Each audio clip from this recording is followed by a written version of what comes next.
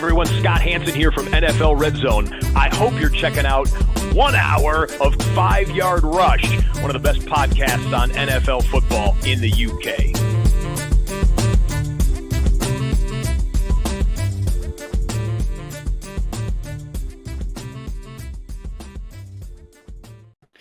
Good evening, Rush Nation. We are back. We are back with a show that was supposed to be 2 weeks ago, and then I suffered a foot injury last minute and put myself on IR, and then I explained this all 2 weeks ago when I did a show on a Sunday, which I haven't done in 9 years of this pod. I've never done a show on a Sunday, so great to have it a lifetime. I did that, and I said this will be happening. Don't worry, and it is. We got my very, very good friend repping the UK with his shirt today, which is phenomenal. If you don't know who he is, because we have had a lot of new subscribers to the channel, author of just the phenomenal fantasy football consistency guide. And it's not just me just saying that. It's been nominated 7 or 8 times, Bob, for the 8 straight Football Sports Writers Association nomination for Best Fantasy Football Publication. He's also the creator of the Fantasy Football Expo and the King's Classic. It is the one and only Bob Young. Thank you very much.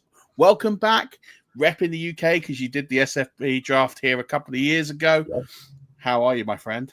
Doing great. Glad to hear you're back to health in multiple ways. Yeah, it's always excited to be part of the charity draft that you guys do for that stuff. And so excited to be here. Thank you for having me.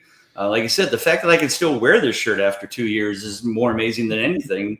I guess all that drinking is not having that much of an effect on me. So no, not at all. You look good for it, my friend. And yes, on that charity thing, the FFCC, we are going to try and close invites this weekend. So please do sign up and donate. Lots of money pouring in over the last couple of weeks. So please do keep an eye and sign up for that one. And then, yes, Bob has also been very, very busy publishing the 2025 version of the Consistency Guide. This is, for me, an absolute go-to. If you've been familiar, we've done this show every year for the last 4, 5, maybe even 6 years.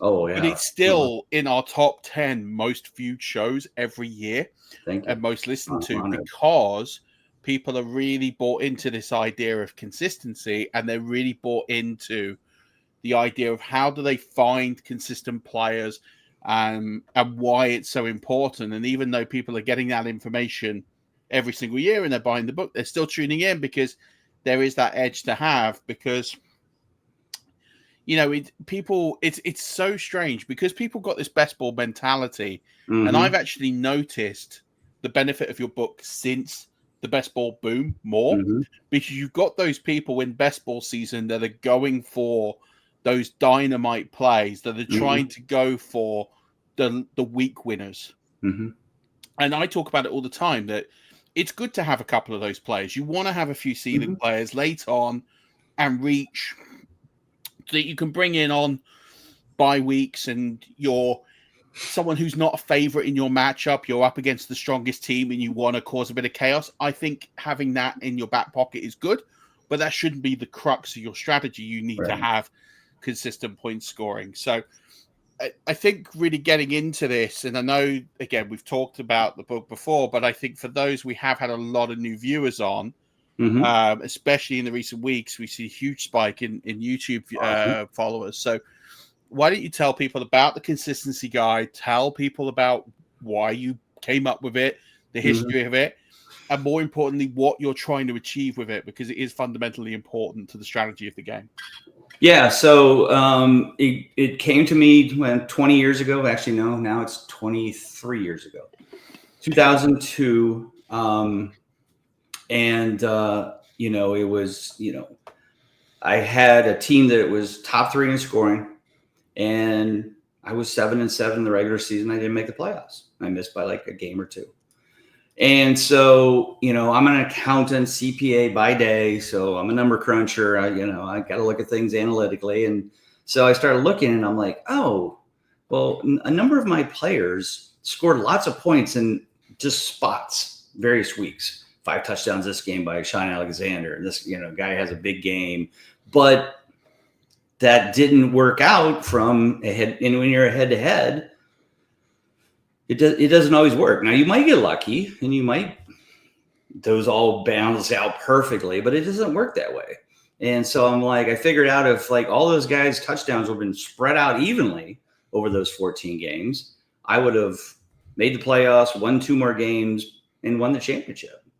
And I'm like, well, if that applies to my simple touchdown only league in hometown, which we started in 1985, it's got to apply. I got to be able to apply this to any scoring method, whether it's PPR, half PPR, standard, whatever. So Excel, Lotus 1, 2, 3, whatever the heck I was using back then. I put together this concept and the calculation, and so like basically the concept is as simple as the points, what we call the clutch factor for each position is what that position player in that scoring method would need to score to be in the top 12 quarterbacks and top 24 running backs, 36 receivers, and top 12 tight ends. But it doesn't necessarily always mean it's just those people. So there could be weeks there's 16 quarterbacks that are over the clutch factor. There are weeks there's 10. It just depends because it fluctuates. And then as it kind of evens out, you kind of see. So a couple years ago, it was as low as 18.7.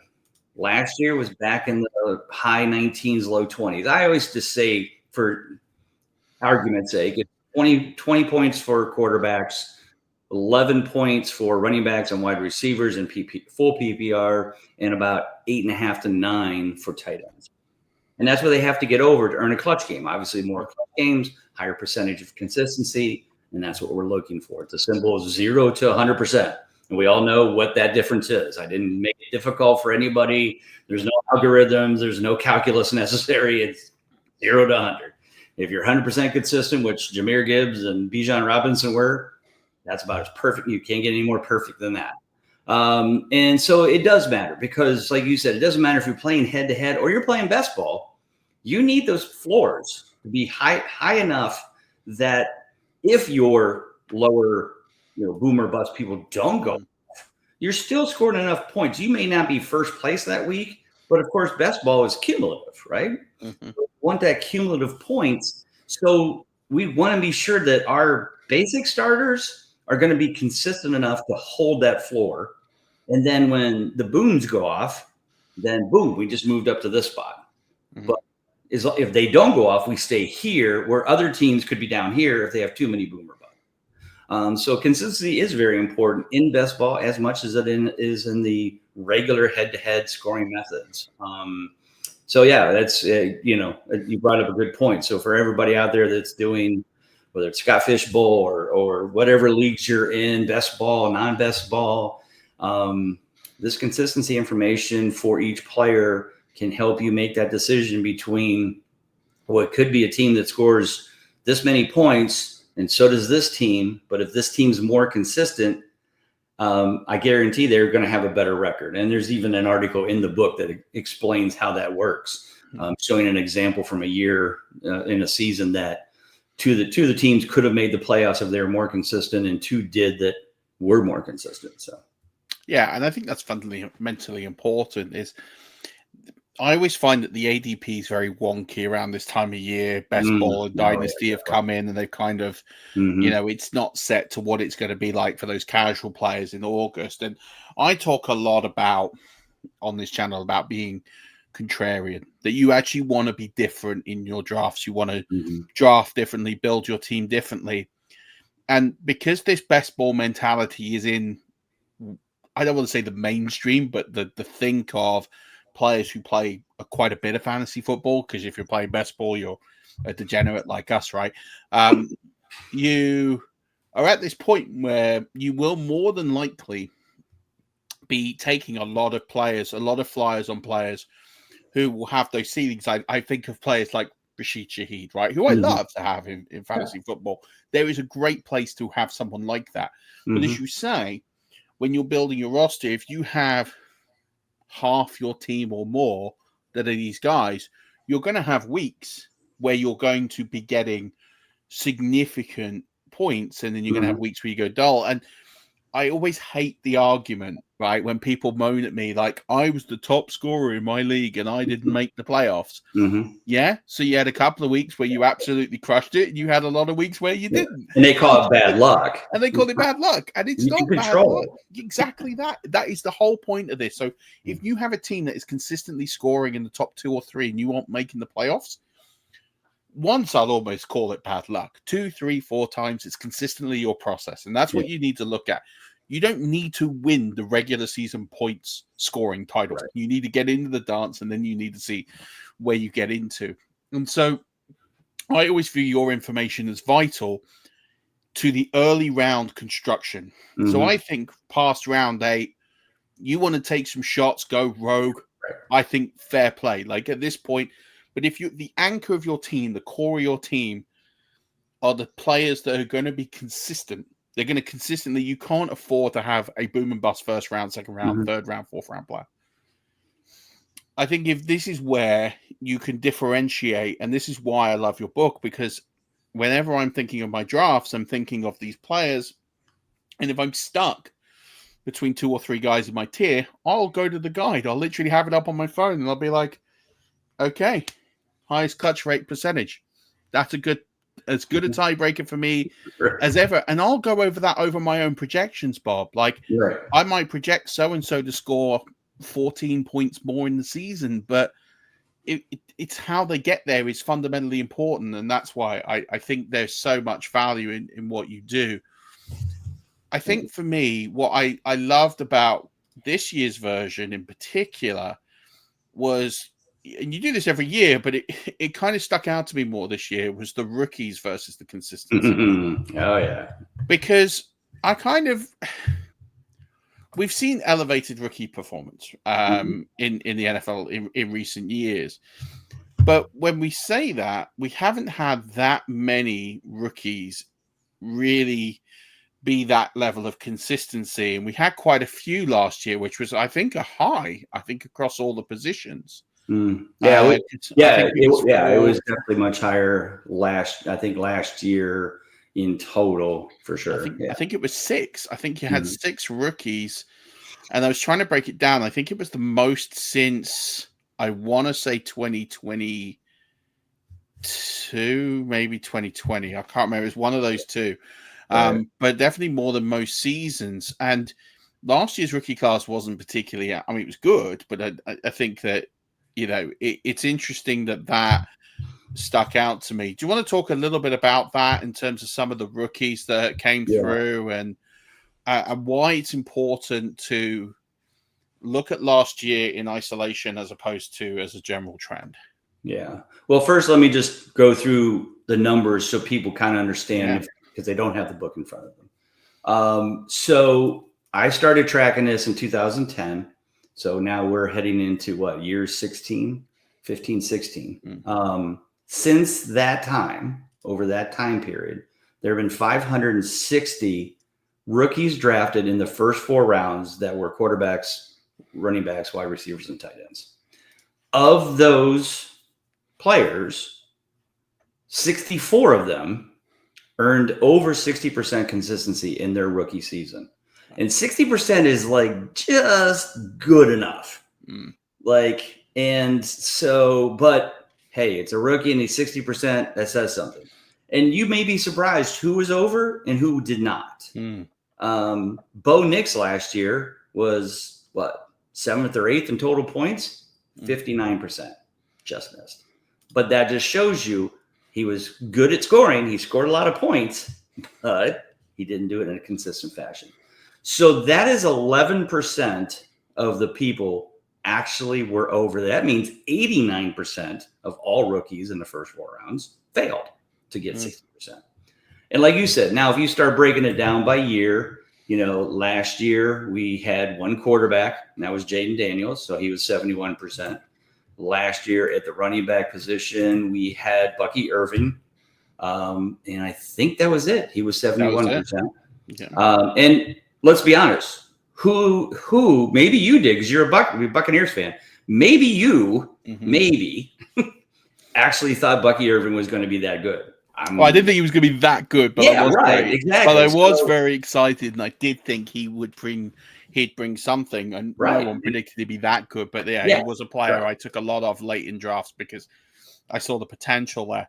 But yeah, I agree. It wasn't one that was perhaps forecast. And what I think is really interesting about the running back position is very few rookies actually break 80%. Oh, yeah, very. And in fact, none have since Saquon in 2018. You had a couple in 2017 in that outstanding class, but there isn't many that really break that 80%. So it's hard tough to get there, but it's even harder to get a guy that is that elite. And I think we're going to be looking this year at Ashton Jeanty at maybe the 8th player that could do that, maybe according to your model. I mean, so if you look at the running back or wide receiver position, we had 3. Malik Neighbors, which we all pretty certain that was going to happen. Brian Thomas, probably not that was going to happen. And Ladd McConkey, probably didn't think that was going to happen. But there we are. Those 3 made it.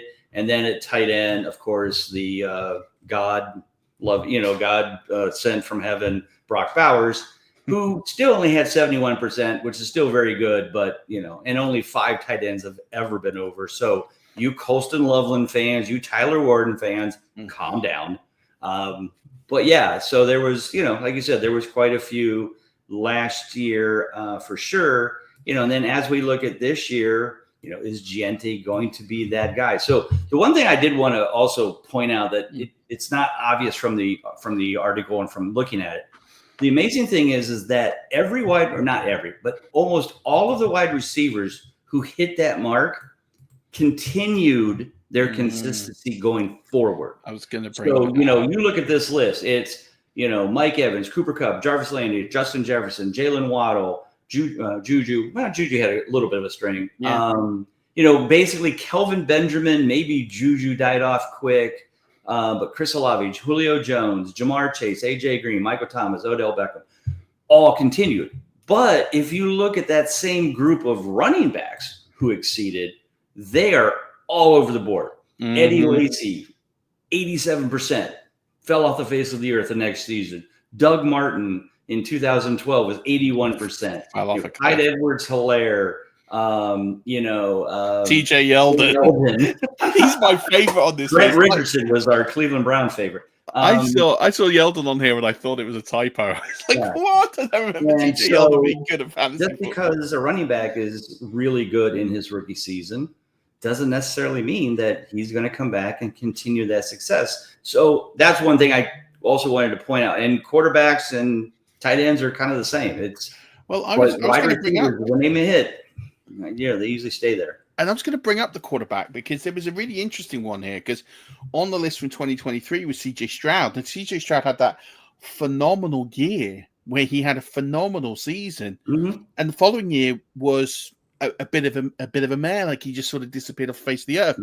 And I thought, how did a player go from being so good to, and there's a lot of technical reasons why, and player shifts and coaching shifts. But also, I looked at the point total versus his clutch game rate, and actually it showed that when he scored points, he scored a lot of points, but his clutch rate was bang on 60%. Right. So actually, if he was like 80%, and we'd seen this decline, then we would have gone, what's going on? When you see 60%, you think, okay, so all it takes for that performance to slide is a couple of those games where he just hit the clutch game percentage to just fall just under, which is what happened. If you actually look at the game-by-game trend, and that's what happened, is the big games kind of went away, and those games that would have just been clutch games, those 20 points, fell to like the 18s, 19s, and he was just short. And so what happened is his consistency. What is the true version of CJ Stroud? Are we going to see more of the 2023 version? Are we going to see more? I think it's going to be somewhere in the middle, ultimately, is where I think we're going to get to. But I found that really interesting, is I like looking at the players who are on the fringes. This isn't true of everyone, because Jahmyr Gibbs is another one who was a 60% player, and he has just shot up and up. And Josh Jacobs is another one, and Devon Achane were just above those 60s. So don't take that 60% as just Mike Evans was 60%, and Cooper Kupp. So it's not always that, he just made it. But I think it's good to see him pull it into a 2-year and a 3-year trend when you're seeing. And the tight end one is the one that I think when you look at it, you go, wait a minute, no Travis Kelce, no Gronk, no, no Tony Gonzalez. Well, I guess Tony Gonzalez before that. But, the top tier guys, Mark Andrews, all those kind of guys, none of them. George Kittle's not on there. Kittle, none of them in their first season. So, just because they had Brock Bowers and Sam Laporte and Evan and Jordan Reed, who definitely was a one-year wonder, and Pitt, of course, and we'll see if Bowers continues, but Porta fell right back off and, in the next year. So, as much as I know we all believe Brock Bowers will continue to be a stud, I'm not taking him in the second round, which is where it's going, but it is what it is. Well, I think I look at that situation in that player and think he's in a position where he's got a quarterback upgrade and no real competition for targets.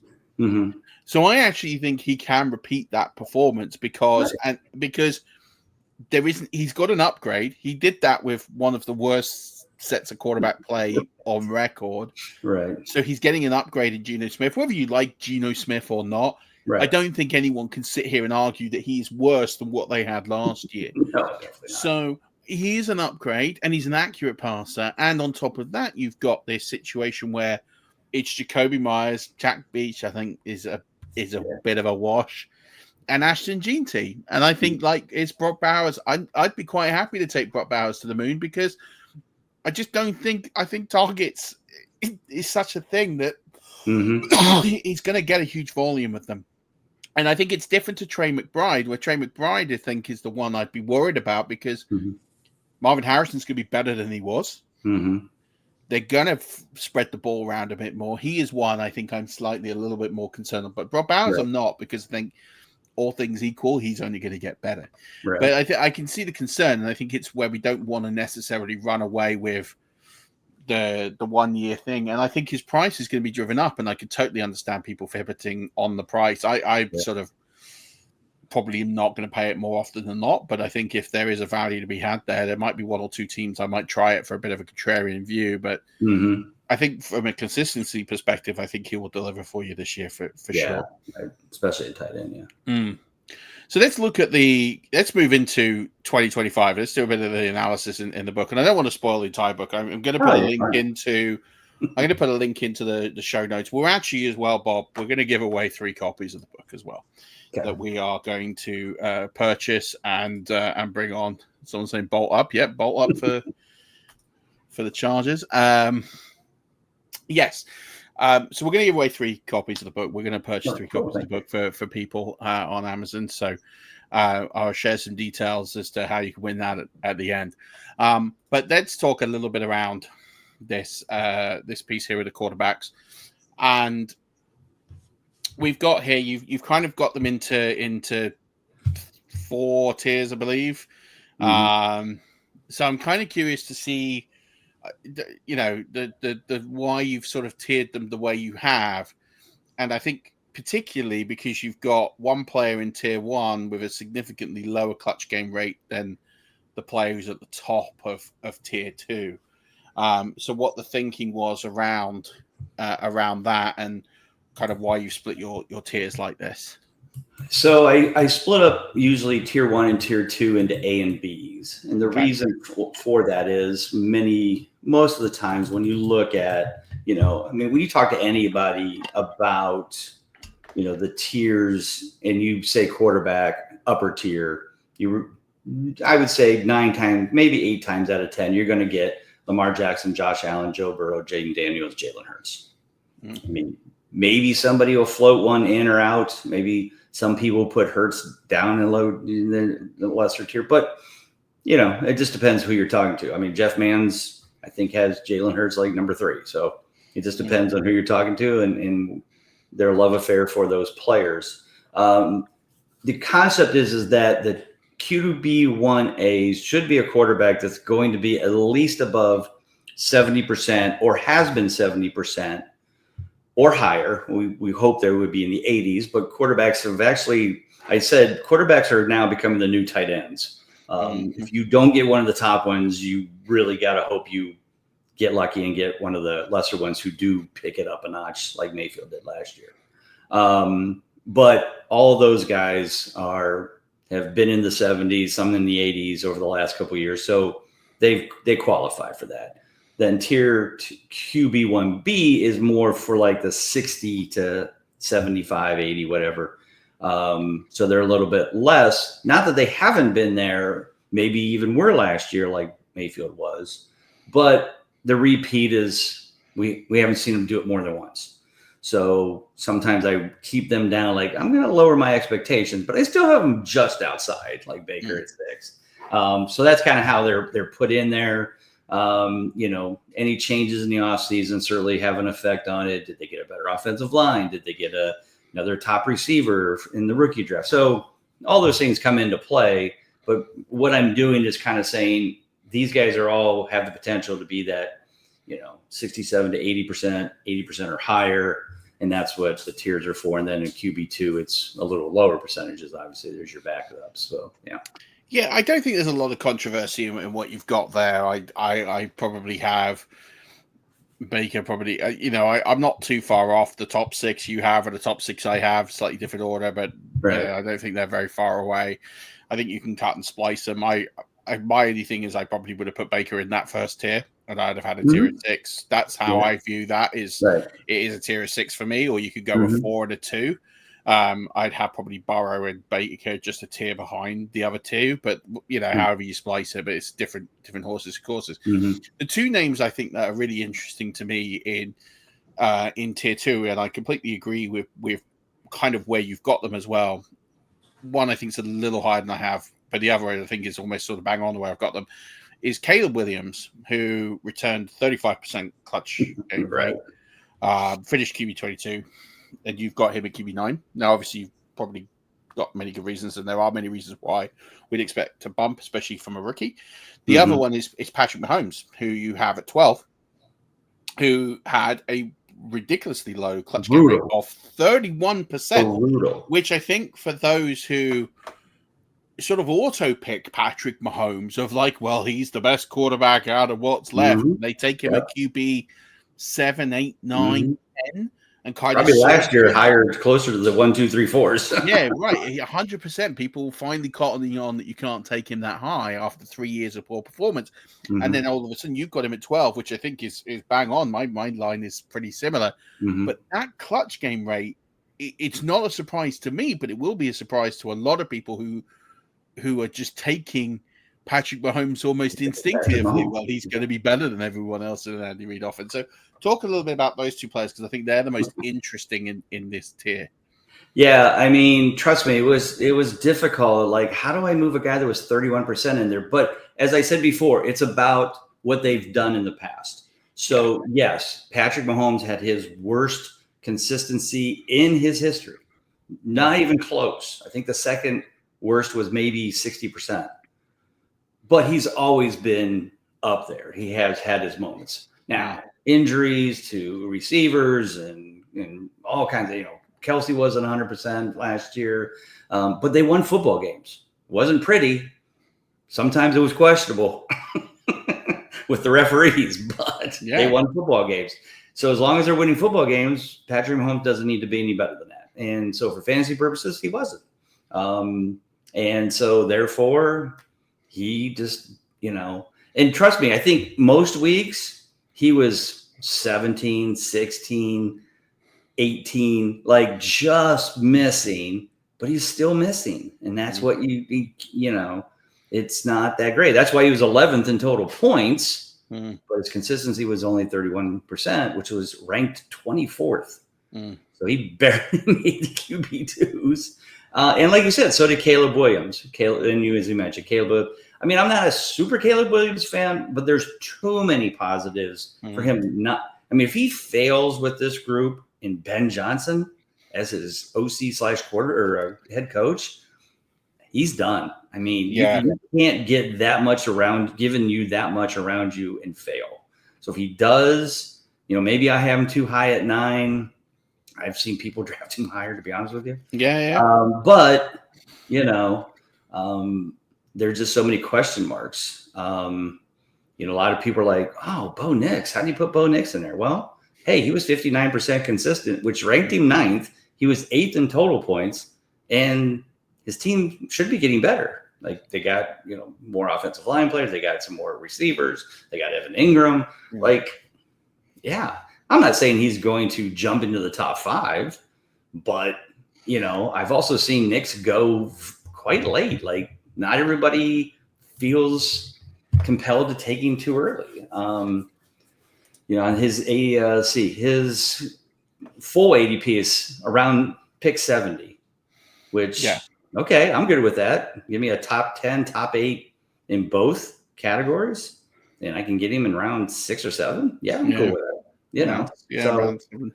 So that's kind of my thought on those groups. Quarterbacks, like I said, are kind of becoming not as bad as tight ends, but they're becoming tight ends because what used to be the top 12 was always 70% or higher. Now you got a guy at 59% who's 9th. You've got number 11 was 53%, and number 12 was Jared Goff, who was 47%. So when you say QB1 and that guy's under 50% consistent, that's not good. No, not good at all. No. Yeah, absolutely. So, be careful. Now, again, I could argue, I'll take a Matthew Stafford who has the potential to bounce back with his receivers. Of course, Dak Prescott was hurt. CJ Stroud didn't play well. So there's a lot of potential for guys to make that jump.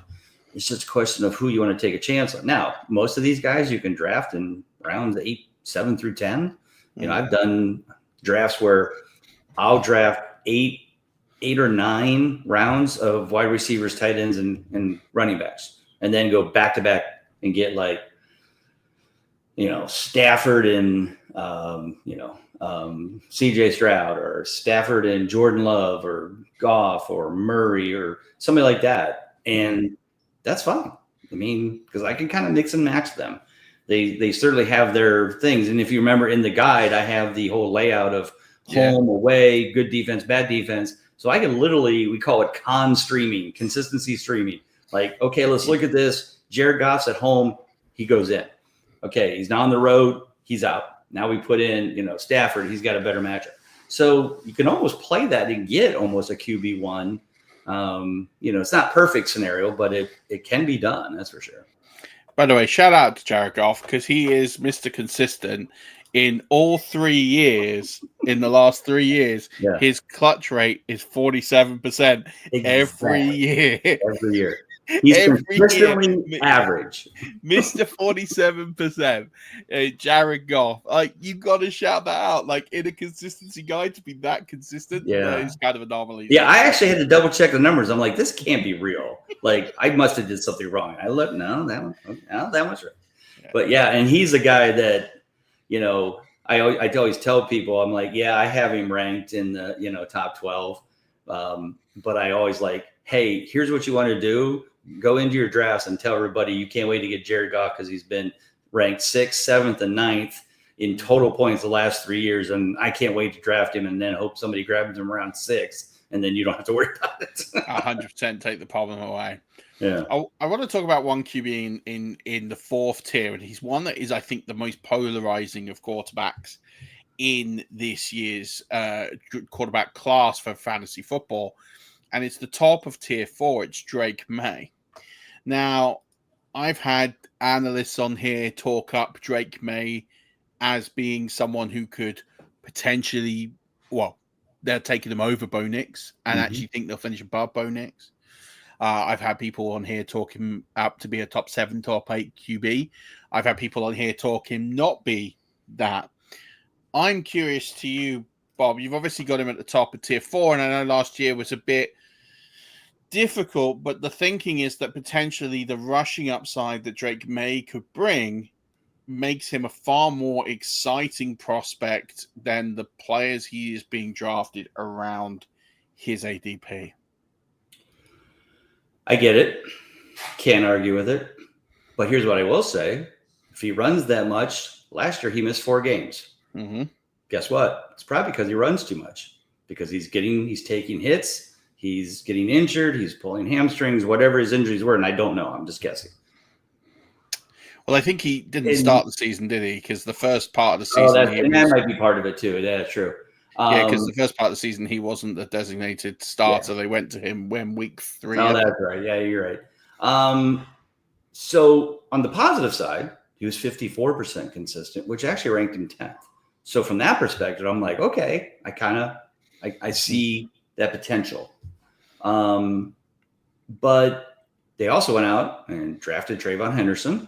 Mm-hmm. Now they got him and Stevenson. So now you got a 1-2 backfield.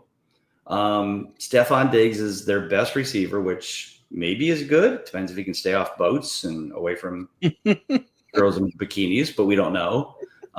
He could be great. He could be a great value like he was in Houston for the first 6-7 games last year. But he's no spring chicken either. I just feel like there's enough question marks that I couldn't move him higher than what I had him. Especially when you got Stroud ahead of him, Prescott, Stafford, Love, like these guys are all fairly proven veterans. This is May's second year. Yeah. I mean, they also got back, kid from Canton. I can't think of his name. Josh Danos. Yeah. So Josh is back. Does that change the offense? Are they going to run more, run less? I don't know. Because they had Tom Brady the entire time Josh Danos was. So yeah, of course they're going to throw the ball because Well, and Josh McDaniels. I think there's just too many question marks for me to put him that much higher. I mean, if I get him as maybe my backup, I'm okay with that. But if somebody wants to take him as their QB, the QB 8 off the board, good for them. Yeah, I get that, and I think Josh McDaniels' point is valid because everywhere Josh has gone where he's not had Tom Brady, he has stunk the place out. Yeah. So it is a fair assessment to see what he does, and prudency there is. If someone takes the punt and they do well out of it, then you have to applaud them. But I can see where people would want to pass for sure. Let's move on to the running backs. You have a player in your top 4 who, by the way, is in my top 4. So I'm completely on board as your 4th ranked running back. But I think it would be a name that will surprise some people that he's there. And also you have a surprising name at number 1. Do you want to talk through your tier 1, why you've got the player you have at 1, and more importantly, why you've got the player you've got at 4 in your tier 1? Because I know what you're going to say, and I'm on board 110%, but I want you to tell the viewers why that's the case. So my number 1 is Bijan Robinson. As I mentioned earlier, him and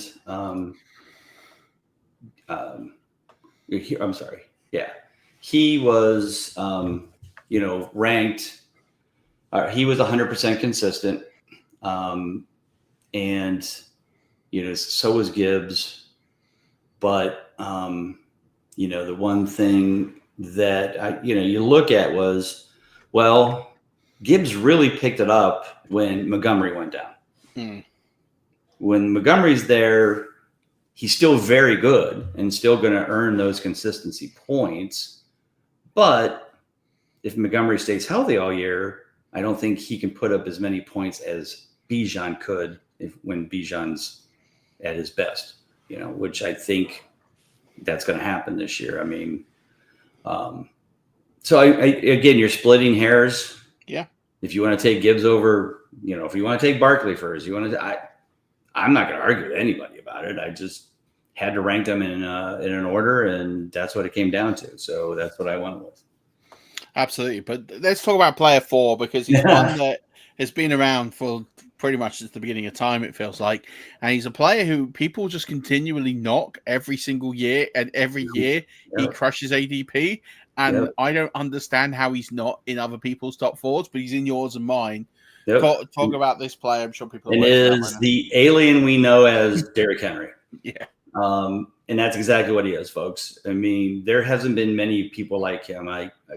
Last guy I remember that just didn't matter was probably Adrian Peterson, when he came back from an ACL injury and rushed for 2,000 yards. That's an alien. That's not a real person. Henry is the same way. I mean, and last year I drafted Henry in every freaking league I could get him in, because I was getting him in the second round. And I was like, look, he's going to one of the best offensive lines and Lamar Jackson in the backfield. How could he not be successful? Now, again, kind of like some of the other things we've said. Did I think he was going to be that good? Not really, but I'll take it. I mean, I thought he was going to be, worthy, especially of a second round running back. Fourth in total points, missed a game, but I think it was the end of season, like week 18 game. Maybe he missed one in the real. But yeah, he was 80, 90% consistent. And I can give a reason for everybody behind him of why that there's a shot that, they may not be as good. Mm-hmm. And you can say, well, Henry's older. Okay, that's fine. But they didn't slow him down last year. This guy's like Jerry Rice and, some of these people in the past. He's a workout maniac. Mm-hmm. This guy is a beast. And so I don't care if he's 31 or 30 or 32. He's going to run you over. And he is dedicated to football, and he's a great and offense. So if I can, if I'm at the end of the first round, I was in a draft and I just missed out getting Henry and McCaffrey back to back. I was like, oh, it's so good. It just somebody took him right before me, but yeah, it's I have no problem.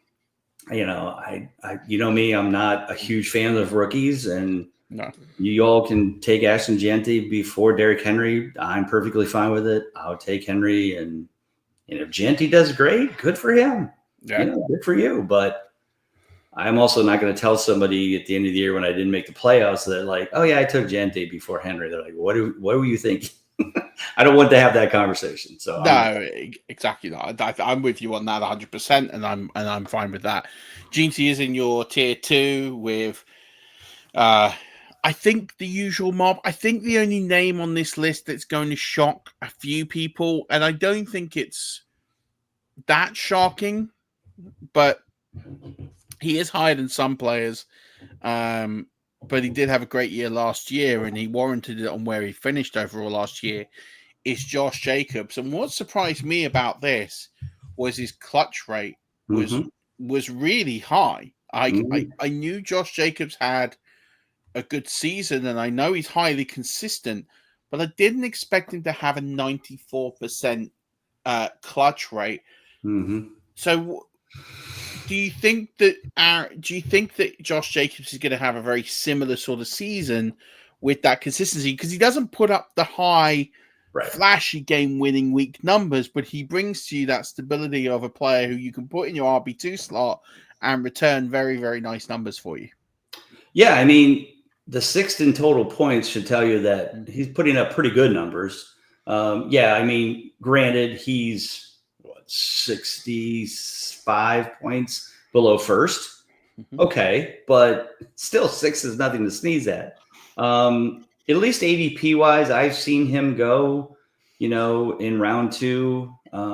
So it's not like people are down on him. Actually, the one person that people are down on that had a very good season is Aaron Jones. Yeah. And so people are like, his ADP is 70, and he was one clutch game away from matching Josh Jacobs. He was at 88%, so he was 15 out of 17. Jacobs was 16 out of 17. Aaron Jones did not put up a high numbers on an ongoing basis because he ended up 14th. But so I'm getting Aaron Jones as my RB2. Josh Jacobs, like I said, most of the drafts that I've done so far, he's being chosen around the Jonathan Taylor, Bucky Irvin, Kyren Williams, Chase Brown level. And so, everybody else kind of seems to be still okay with him in that. And, so he's not going for a bargain like he was last year, because a lot of people, I think I drafted, again, it was one of those, I drafted as my RB2 last year in quite a few leagues. But yeah, I mean, Green Bay's going to use him like they did. They didn't really go out and get anybody significantly, to replace him. I think they got a young kid for the future, but I think he will continue to be a solid running back. He got paid, so that was what he was really after. So, I mean, again, it'll be one of those like, if I'm sitting there and I've got a choice between Jacobs, Jonathan Taylor, Bucky Irving. Jacobs would probably be third. But yeah, and that makes sense. I can sit on that 100%. Tier 3, it's pretty run of the mill. The one player I would call out in here that I'm significantly higher on is Alvin Kamara. He got a 93% clutch rate last season. Mm-hmm. He's in an offense that has less offensive weapons than it did a year ago, and so therefore, I'm keen to know your thoughts on Alvin Kamara. And do you think of all the backs that are left, he could be the guy that kind of jumps up and outperforms ADP? Because he's going in round 5 right now, and I think that ADP is delicious. Personally, I'm sorry. Yeah. I mean, so Alvin Kamara to me is, if he had any veteran quarterbacking versus a rookie, I would probably have him in tier 2. Okay. You put a rookie back there like Tyler Shuck or Spencer Rattler, who basically is a rookie. Yeah, I mean, then teams are like, okay, who do we have to stop? All right, we're going to stack the box. We're going to stop Kamara. We'll make sure he doesn't catch too many passes out of the backfield on checkdowns. So like that's what's scaring me more than anything, is I just feel uncomfortable about what they're going to, again, because if I'm on the defense and I'm a defensive coach, I'm like, all right, we can if Tyler Shuck beats us with bombs to Shaheed and Chris Olave, and they, he throws 4 passing touchdowns. Okay, now I have a concern. I don't think he does that, and so Kamara's going to get a ton of passes, but he did last year. That's why his point level is so high at 9, and his consistency was high because he would rush for like 35 yards, but he catch 6 balls for 50, and boom, we have a clutch game. And I feel like that could be what he gets again. But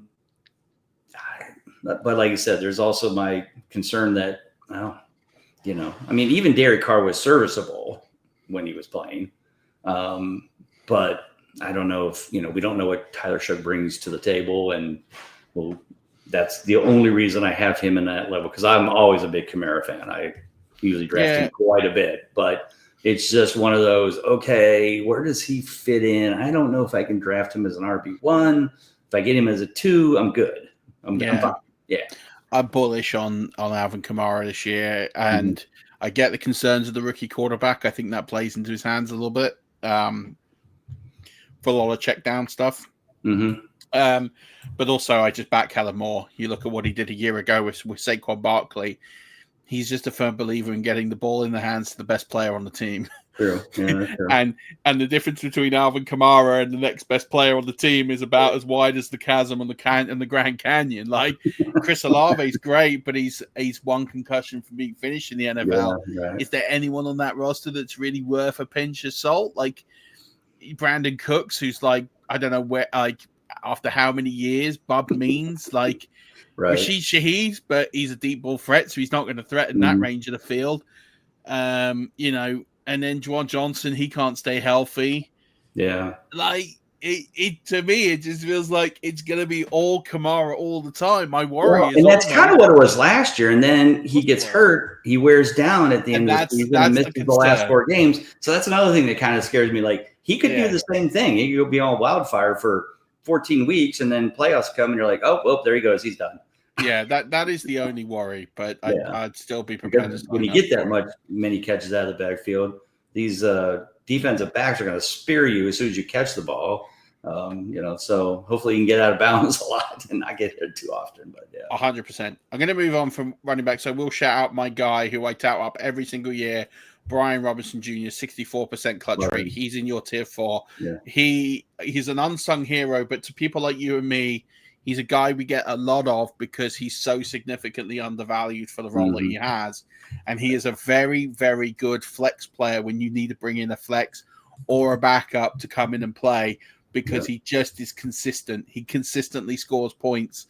He's never going to thrill you. He's never going to get that huge spike week, but he is a very consistent player who scores fantasy points, and he's a very useful player. So whenever we talk about this, I think we bring Brian Robinson up every year as like the perfect. Yeah, Brian Robinson, Dave Montgomery, man, it's like those two guys. Yeah, they're the perfect like round 8-7 guys as your backups. You're not necessarily starting them on your team, but they're great people to bring in. You got an injury one week, you got a bye week another. And they stop your roster from going completely to pot because they just hold the ceiling. And they're glue players for me. They're the glue players. They're like the sixth man in basketball almost. Like they come on, they do a job, and no one ever remembers them, and they're never really the big glory guys. But I can think of so many times I've made a playoffs because of guys like David Montgomery, Brian Robinson Jr., because they've held the glue when I needed that sort of 2-3 week solidity performance. So these guys, and this is why I love this guy, because it validates that thinking that those guys are criminally undervalued, almost like you're playing Moneyball with the Oakland A's here, because no one sees the value they bring, which is in Moneyball, if you've ever seen it, it's all about baseball players that get on base, right? Doesn't matter how they get on base, they get on base. Brian Robinson Jr., David Montgomery score points. Doesn't matter how they score points, they score points, and they always score points. Criminally undervalued every year, both those players. They are players who I would take every day of the week, twice on Sundays in leagues. Let's move on to wide receivers. It's definitely a position that has a lot more consistency and I think a lot easier to predict than the other positions for sure. And I think where it strikes some interest to me is the top seems to be easy to separate that tier one in your top four and my top four. So that was pleasing for me to see. And I don't think it's going to shock anyone. I don't think we kind of need to go too far as to why Chase, Jefferson, Lamb, and Brown are the top four, right? Because I think that's pretty clear, and I'd be shocked if anyone has a different name in there. Yeah, I've seen some people have Neighbors at 4 and St. Brown's down. And again, in a dynasty league, I can kind of see that. But yeah, maybe that's like the 5-6 kind of role. But let's talk about tier 2, because this is for all your tiers is a huge tier. It's got 12 players in it. Yeah, so I do the wide receiver 1Bs and 2As because I feel like they're close enough. Like, T. Higgins could easily be in the top 12. If there's just a lot of. You could rotate any of these people, and if you took any of them, I'd be like, yeah, I'm fine with that. It's all good. There are 2 names in here that surprise me a little bit. Okay. The first one is Garrett Wilson. You have him ranked at 9. He has the lowest clutch rate of anybody in here, right, at 65%, which ranked him 26th amongst wide receivers. He did have a good end of season renaissance, but I'm curious to see why you've got him at 9. What's your sort of feeling and take there because of the clutch rate not being... I know you rank in previous years as well. That was probably a bit better, but I'm keen to get your thoughts there on him. So while Justin Fields, who's the new quarterback, is certainly not the best passer by any stretch of the imagination, what I do know is that Garrett Wilson and Justin Fields were teammates at Ohio State. Therefore, let's be honest, if anybody's going to throw the ball to anybody, it's going to be Wilson. Yeah. The past he's had, of course, a lot of garbage quarterbacks. Even freaking Aaron Rodgers wasn't that good. His total points always seem to be fine because he'll have his big games. But his consistency wasn't very good because, well, the whole team's consistency wasn't very good. No. But if he earns 2 more clutch games, because now Fields is targeting him more than anybody ever did, that puts him 11th. He'd be 76%. Even a 12 out of 17 puts him in the top 20, which is, close enough. So I feel like I might have him a little higher than most, maybe even too high. But I also feel like this kid's he's got the talent. And if Fields and him start clicking like they used to at Ohio State, I feel like it's going to be a simple thing. Like Justin Fields is going to backpedal, look to Wilson, throw it, or run. And while he's running, he may still look for Wilson to throw to. So any tight ends, Breece Hall, Allen Lazard, whoever the number 2 is there, they may get like 3 targets a game. I may be wrong. I mean, obviously that's not the offense they're going to draw up, but that's the offense I see happening. And so that's why I have him moved up, because I just feel like he's just going to get blasted. You know, it's kind of be like Nico Collins and those kind of players that you just know they're Malik Neighbors. Like they're just good, so good that they're just going to target them a lot because they're going to get open. So same way with Garrett Wilson. Yeah, no, that's absolutely fair. The other one was Ladd McConkey, someone we mentioned earlier. Bit of a change in the wide receiver room this year. And then obviously now John Harbaugh's got 2 new running backs, and we know what he likes to do with running the football. Mm-hmm. Your thoughts on Ladd McConkey and how he could step up this year? I mean, I feel like last year might have almost been too good to be true. I left him in that spot because his consistency was still only at 21%, but he was 14th in total points. So I feel like his consistency could move up. I mean, they still really don't have Quentin Johnson hasn't done what we need him to do. They brought Mike Williams back because, well, he needs to get hurt again for the Chargers. That's the only reason they brought him back. I don't know. I don't know how they even get insurance for this guy. But anyway, so McConkey's really all they got. Like you said, they're going to run the ball. And I think McConkey's just their insurance policy or their security blanket for Herbert. And he's going to continue to be that. And if he just matches those numbers, he's going to be right there and as a solid wide receiver too. Yeah, absolutely. I can definitely see that. And I think a world that he's definitely the talent in the team. And I think that is really crucial. He will definitely get there for sure. I want to talk a little bit about Mike Evans. Mike Evans is in your tier 3. Mike Evans, Mr. 1,000-yard seasons, is again the epitome of consistency for sure. He also, missed several games last season with injury, and yet still put up a wide receiver 1 season. Do you think that he is someone who can break the top 12 again? Because his clutch rate's still decent. It's still in the 70s for the second year in a row. And I know he had a bit of an off year in 2022, but he's a player that tends to be in your metrics kind of a consistent over 70% of the time clutch game player. Yeah, I mean, a lot of it's going to be health. He's not, again, he missed 3 games last year, almost didn't get his 1,000 yards. They had to literally throw to him like 17 times at the end of the game.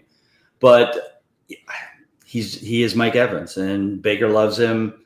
But he's also, again, I'm concerned about his health. Can he make it through a 17-game season? If he does, yeah, he's going to get the targets. We know that. I mean, him, Godwin, McMillan, and now they got Ibuka. There's so much talent there. That's what maybe concerns me a little bit about Evans is like, well, if Evans tweaks his hamstring in week 5, you've got 3 guys behind him that can fill in just nicely.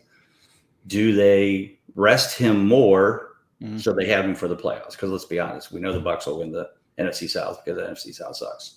Yeah. So, that's one of those things. Like, you start looking at that scenario, it's like, he tweak here, tweak there. I don't know. It's that's the only thing that has me keeping him in that ranking because, he's normally a 2A, if not a 1.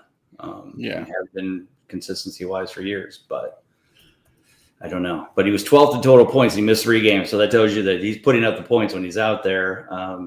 It's just a question of, can he stay healthy? That's the changing. That's a question you have to ask. Yeah, and I think that's a fair question. But I will say from here that he, he's never played less than 13 games in the season. That was 2019.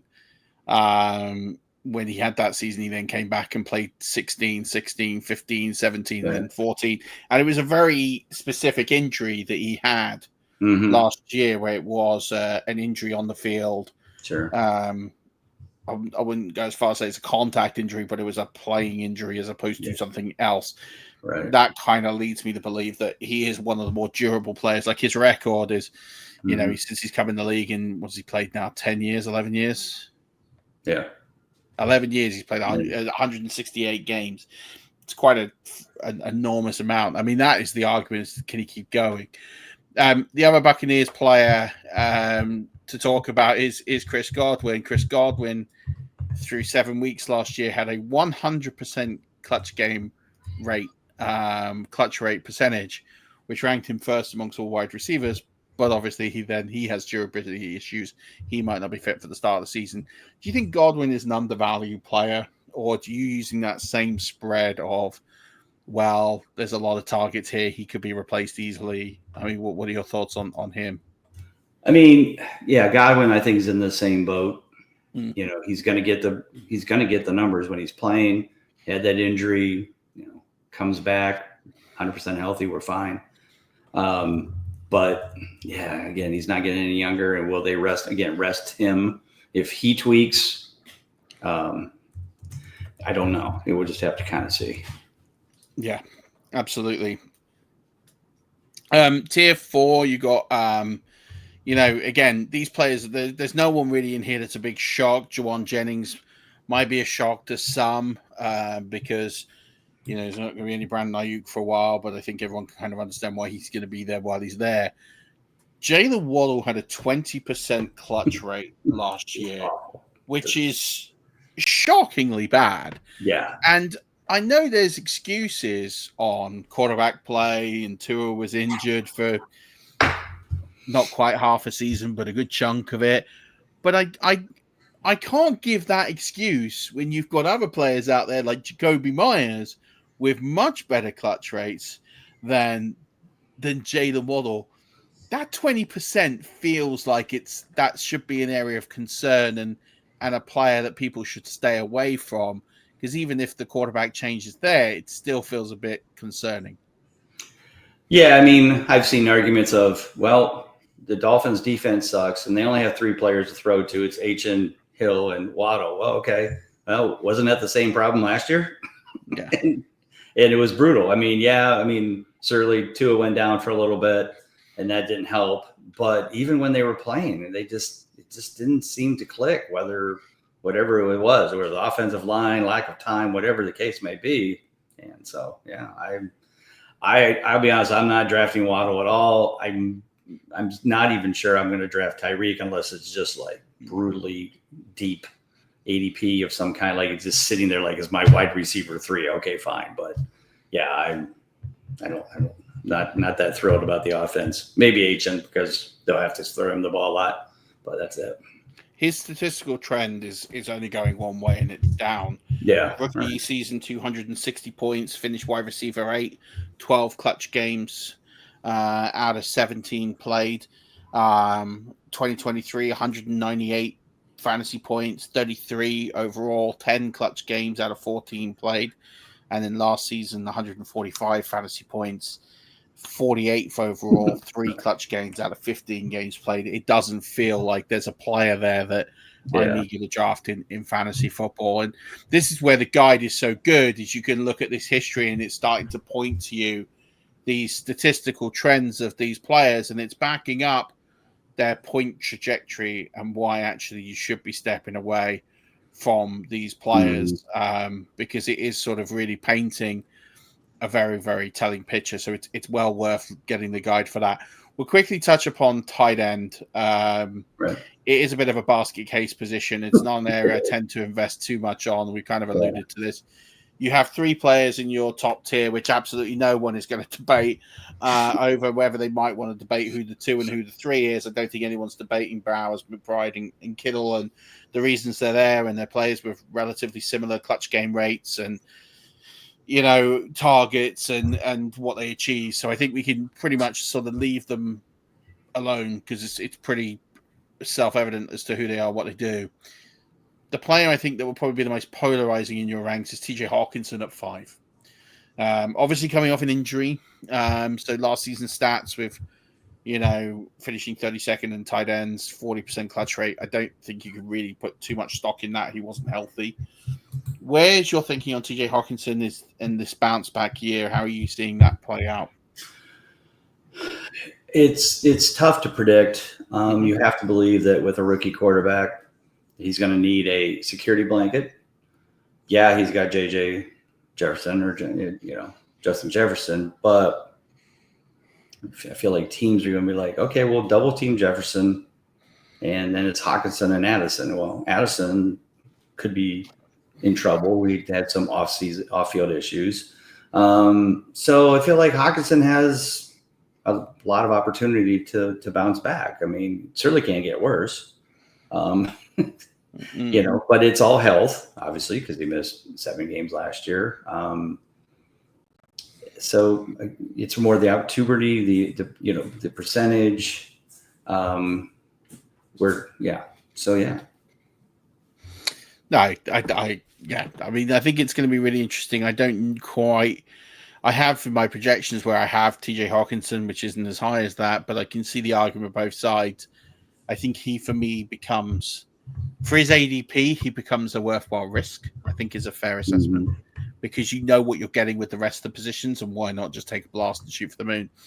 Last season, there were 5 players with double-digit clutch games: Kittle, McBride, Bowers, Smith, and Andrews. Do you think 5 players or more break the double-digit barrier at the position this year? Or do you think it's going to be less?